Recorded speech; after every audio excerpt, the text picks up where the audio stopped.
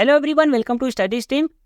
आज इस वीडियो में हम लोग बीटेक, जिसका फुल फॉर्म होता है बैचलर ऑफ टेक्नोलॉजी, इसके फुल इंफॉर्मेशन के बारे में समझेंगे, जिसमें बीटेक क्या होता है, बीटेक कैसे करना होता है, बीटेक की एलिजिबिलिटी क्राइटेरिया क्या होती है, बीटेक को कंप्लीट करने में फीस कितना लगता है, और बीटेक के बाद से कैरियर अपॉर्चुनिटी कितनी होती है और हाईएस्ट सैलरी पैकेज कितना होता है। इस सब को हम लोग पूरा डिटेल में समझेंगे। ठीक है, तो चलिए वीडियो स्टार्ट करते हैं। लेकिन वीडियो स्टार्ट करने से पहले अभी तक आपने चैनल को सब्सक्राइब नहीं किया है तो प्लीज़ आप चैनल को सब्सक्राइब कर दीजिए, क्योंकि इस चैनल पर ऐसे ही स्टडी से रिलेटेड यूजफुल कंटेंट का वीडियो अपलोड होता रहता है। ठीक है, तो अभी तक आपने चैनल को सब्सक्राइब नहीं किया है तो प्लीज़ आप चैनल को सब्सक्राइब कर दीजिए और नोटिफिकेशन बेल आइकन को भी प्रेस कर दीजिए, जिससे आगे आने वाली वीडियो का नोटिफिकेशन मिलता रहे। ठीक है, तो चलिए वीडियो स्टार्ट करते हैं। तो सबसे पहले यह समझ लेते हैं कि बीटेक क्या होता है।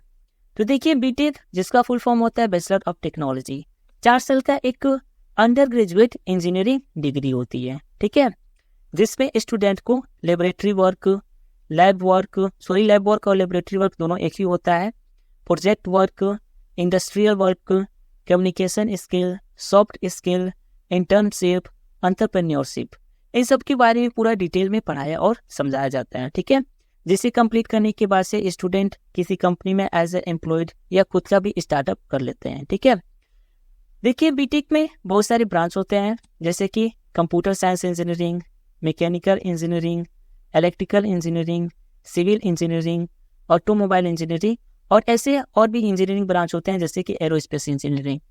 बहुत सारे ब्रांच बीटेक में होते हैं, जिसमें स्टूडेंट अपने इंटरेस्ट के अकॉर्डिंग किसी एक ब्रांच में अपना बीटेक इंजीनियरिंग कंप्लीट करता है। ठीक है, तो चलिए अब ये समझ लेते हैं कि बीटेक कैसे करना होता है। तो देखिए, बीटेक करने के लिए सबसे पहले 12th स्टैंडर्ड को साइंस स्ट्रीम, जिसमें सब्जेक्ट मैथ, फिजिक्स और केमिस्ट्री होता है, उसको पास आउट होना बहुत जरूरी होता है। ठीक है, उसके बाद से कोई एक इंट्रेंस एग्जाम, जैसे कि JEE mains, JEE advance, BITSAT, BIT triple E, ऐसे ही बहुत सारे और भी अधिक इंटेक्स एग्जाम्स होते हैं, जिसमें से किसी एक इंटेक्स एग्जाम्स को क्वालिफाई करना होता है, जिसके तहत भारत के बहुत सारे यूनिवर्सिटीज और इंजीनियरिंग कॉलेज में एडमिशन मिलता है। ठीक है, तो एंट्रेंस एग्जाम्स देने के बाद काउंसलिंग प्रोसेस होता है। इसके तहत क्या होता है कि एंट्रेंस एग्जाम्स में परफॉर्मेंस के अकॉर्डिंग, यानी मार्क्स और रैंक के अकॉर्डिंग, इंडिया के वेरियस इंजीनियरिंग कॉलेज में सीट मिलती है, जहाँ से बीटेक कंप्लीट होता है। ठीक है, तो चलिए अब ये समझ लेते हैं कि इसकी एलिजिबिलिटी क्राइटेरिया क्या होती है। तो देखिए, सबसे पहले आता है एलिजिबिलिटी क्राइटेरिया में एजुकेशन क्वालिफिकेशंस। तो इसके लिए 12th स्टैंडर्ड को किसी रिकॉग्नाइज बोर्ड से साइंस स्ट्रीम से पास आउट करना होता है, जिसमें फिजिक्स, केमिस्ट्री और मैथमेटिक्स होता है। ठीक है, मिनिमम रिक्वायर्ड मार्क्स की बात करते हैं तो इसके लिए 50% मार्क्स रिक्वायर्ड होता है। लेकिन ये जो मिनिमम रिक्वायर्ड मार्क्स होता है वह कॉलेज टू कॉलेज वेरी करता रहता है। जैसे कि आईआईटी कॉलेज से अगर बीटेक करना है तो उसके लिए मिनिमम मार्क्स 75% हो जाता है। 12th स्टैंडर्ड में 75% अगर है तभी आईआईटी कॉलेज से बीटेक हो पाएगा, आईआईटी कॉलेज में एडमिशन मिलेगा। ठीक है, तो ये जो मिनिमम मार्क्स होता है कॉलेज टू कॉलेज वेरी होता रहता है, लेकिन एकदम मिनिमम मार्क्स इसका 50% होता है, और किसी कॉलेज का 50% से अब भी होता है, लेकिन सबसे मिनिमम मार्क्स 50% होता है।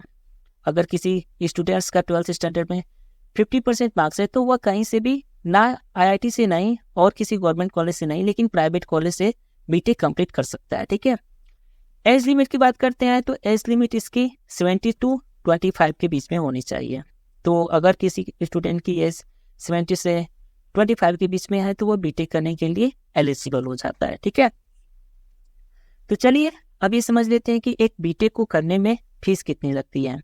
तो देखिए, ये जो बीटेक फीस होती है, बीटेक कॉलेज की जो फीस होती है, वह रेपुटेशंस और फैसिलिटीज के according college to college vary करती रहती है।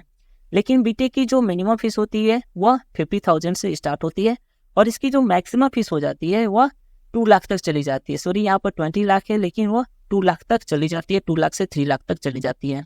जैसे कि आईआईटी कॉलेज की बात करते हैं तो आईआईटी कॉलेज से अगर कोई छात्र बीटेक करना चाहता है तो वहाँ पर एनुअली फीस 2 लाख, 2.5 लाख या 3 लाख के बीच में होती है। ठीक है, तो बीटेक की fees college to college vary करती है और इसकी मिनिमम फीस 50,000 से स्टार्ट होती है।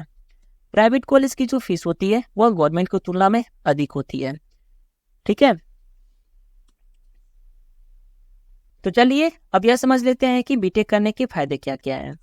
तो देखिए, बीटेक करने के बहुत सारे फायदे होते हैं। बीटेक करने के बाद से A to Z हर एक फील्ड में कैरियर अपॉर्चुनिटीज खुल जाती है। जैसे कि हर एक फील्ड में आपका कैरियर अपॉर्चुनिटीज का रास्ता खुल जाता है। जैसे कि बीटेक करने के बाद से किसी कंपनी में एज ए एम्प्लॉयर की तरह भी कार्य कर सकते हैं, अपना खुद का स्टार्टअप भी स्टार्ट कर सकते हैं, टीचिंग भी कर सकते हैं। ठीक है, और आगे यदि अपना स्टडी को परस्यू करना चाहते हैं तो आगे एमटेक कर सकते हैं, एमटेक के बाद से PhD भी कर सकते हैं। तो बीटेक करने के बाद से A to Z हर एक फील्ड में करियर अपॉर्चुनिटी का रास्ता खुल जाता है। ठीक है, और इसका एक किसी भी कंपनी में as a employed high salary package होता है। इसकी पैकेज की बात करते हैं तो अगर कोई स्टूडेंट्स जो कि प्राइवेट कॉलेज से बीटेक कर रखा है तो उसकी मिनिमम पैकेज की बात करते हैं तो इसका मिनिमम पैकेज 4 लाख से स्टार्ट हो जाता है। ठीक है, यदि कोई स्टूडेंट्स प्राइवेट कॉलेज से बीटेक कर रहा है तो उसको मिनिमम 4 लाख तक का एनुअली पैकेज मिल जाएगा। ठीक है, लेकिन इसकी हाईएस्ट पैकेज की बात करते हैं जो ऐसे स्टूडेंट जो किसी गवर्नमेंट कॉलेज से कर रखे हैं, तो ऐसे स्टूडेंट की जो सैलरी पैकेज होती है वो 20 लाख, 12 लाख, 30 लाख ऐसे पहुंच जाती है। ठीक है, लेकिन IIT कॉलेज की बात करते हैं, यदि कोई स्टूडेंट IIT कॉलेज से बीटेक कर रखा है तो उसकी सैलरी करोड़ में चली जाती है। 1 करोड़, 2 करोड़, 3 करोड़, 4 करोड़ ऐसे उसकी हाईएस्ट सैलरी पैकेज चली जाती है। जैसे कि पिछले साल IIT बॉम्बे का जो हाईएस्ट सैलरी पैकेज बना हुआ था वो 3 करोड़ का बना हुआ था। ठीक है, बीटेक करने के बाद से जॉब सिक्योरिटी भी बढ़ जाती है, एज एम्प्लॉय जॉब सिक्योरिटी भी बढ़ जाती है। लेकिन अगर आप इसके बीटेक के अलावा और भी कोई अदर डिग्री ले रखे हैं और किसी कंपनी में एज ए एम्प्लॉयड कार्य कर रहे हैं तो उसमें जॉब सिक्योरिटी नहीं रहती है, लेकिन बीटेक के बाद से जॉब सिक्योरिटी भी बढ़ जाती है और ग्लोबल लेवल पर अपॉर्चुनिटीज भी मिलती है। देश विदेश में काम करने का मौका भी मिलता रहता है, जिससे इन्वेस्टमेंट्स और क्रिएटिविटी भी बढ़ जाती है, पर्सनल ग्रोथ भी बढ़ जाता है। ठीक है, तो बीटेक करने के बहुत सारे फायदे होते हैं। ठीक है, तो ये तो था बीटेक का इंफॉर्मेशन। आई होप आपको ये वीडियो अच्छा लगा होगा। यदि आपको ये वीडियो अच्छा लगा है तो प्लीज़ आप वीडियो को लाइक करें, और अभी तक आपने चैनल को सब्सक्राइब नहीं किया है तो प्लीज़ आप चैनल को भी सब्सक्राइब कर दीजिए, क्योंकि इस चैनल पर ऐसे ही स्टडी से रिलेटेड यूजफुल कंटेंट का वीडियो अपलोड होता रहता है। ठीक है, तो अभी तक आपने चैनल को सब्सक्राइब नहीं किया है तो प्लीज़ आप चैनल को सब्सक्राइब कर दीजिए और नोटिफिकेशन बेल आइकन को भी प्रेस कर दीजिए।